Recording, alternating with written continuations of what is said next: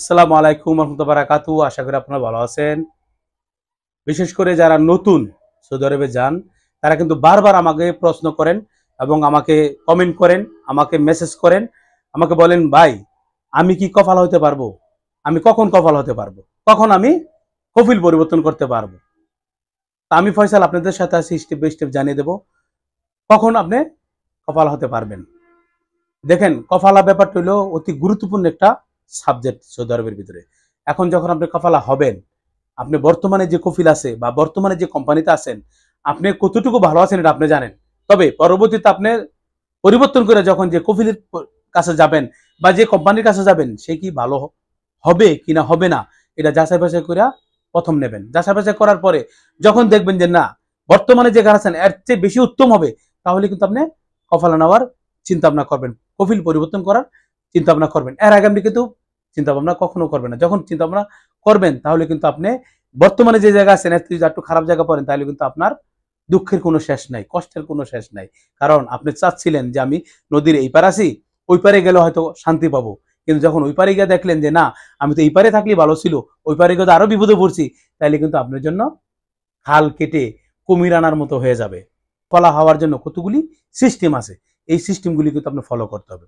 বর্তমানে আমি একটা কথা বলি, কিছুদিন আগে এক ভদ্রলোক আমাকে বারবার মেসেজ দিছে, ভাই আমার একামা ভ্যালিড থাকা অবস্থায়, আমার কিউয়াতে কন্ট্যাক্ট থাকা অবস্থায় আমি তলব দিছি, তলব দেওয়ার পর আমি কপালে হয়ে গেছি, আমি কোম্পানিতে কপাল হয়েছি, আমার কফিল জানা নাই, কেউ জানা নাই।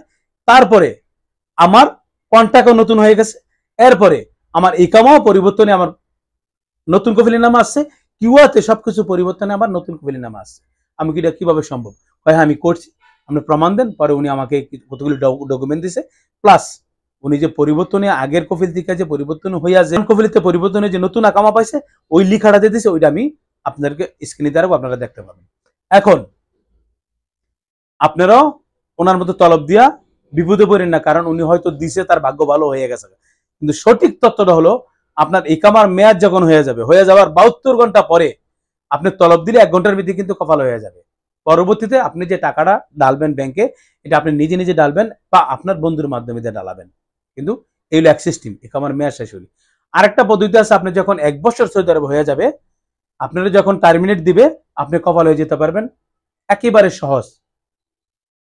আরেকটা সুযোগ বর্তমানে এখন ডোমেস্টিক ওয়ার্কারদেরকে দেওয়া হয়েছে, যাদের হুরুপ আছে বর্তমানে, তারা কিন্তু নভেম্বরের 10 তারিখ পর্যন্ত কিন্তু আপনি এই সুযোগটা পাবেন। বর্তমানে যারা ডোমেস্টিক ওয়ার্কার, সাবাক কাজ, সাবাক মঞ্জিল, খাদ্দামা, তাদের যদি বর্তমানে হুরুপ থাকে, আপনারা কিন্তু বৈধ হতে পারবেন কফিল ছাড়া। এটা নভেম্বরের 10 তারিখ পর্যন্ত, এটা মেয়াদ দেওয়া আছে, 6 মাস পর্যন্ত দিছিল। কিন্তু ডোমেস্টিক ওয়ার্কার যাদের ইকামার মেয়াদ নাই, তারা কফিলের অনুমতি ছাড়া পারবেন না। একমাত্র যারা জেনারেল ওয়ার্কার, কোম্পানিতে চাকরি করেন, কফিলের কাজ করেন, কফিলের কাজ করা মানে অর্থ হলো যারা ওই বাংলাদেশ থেকে গিয়ে ফ্রি ভিসায় কাজ করেন বা কফিলের দোকানে চাকরি করেন, বলতে গেলে যারা বাসায় কাজ ছাড়া, আপনি বাইরে কাজ করেন, মালিক হোক বা আপনি কোম্পানি হোক, আপনারা ইকামার মেয়াদ শেষ হলে কফিলের অনুমতি ছাড়া আপনি কপাল হইতে পারবেন।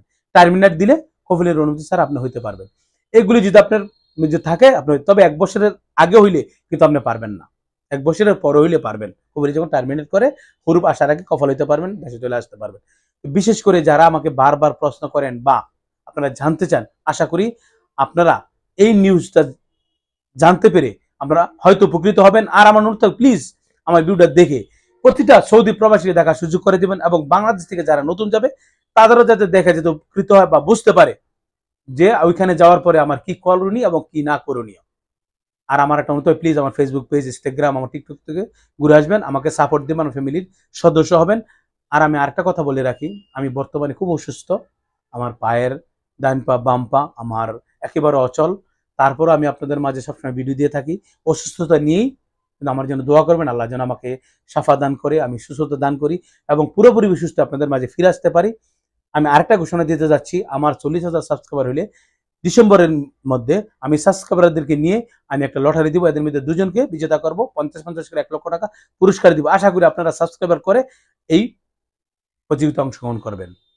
আজকে এই পর্যন্তই, দেখা হবে অন্য কোনো ভিডিওতে।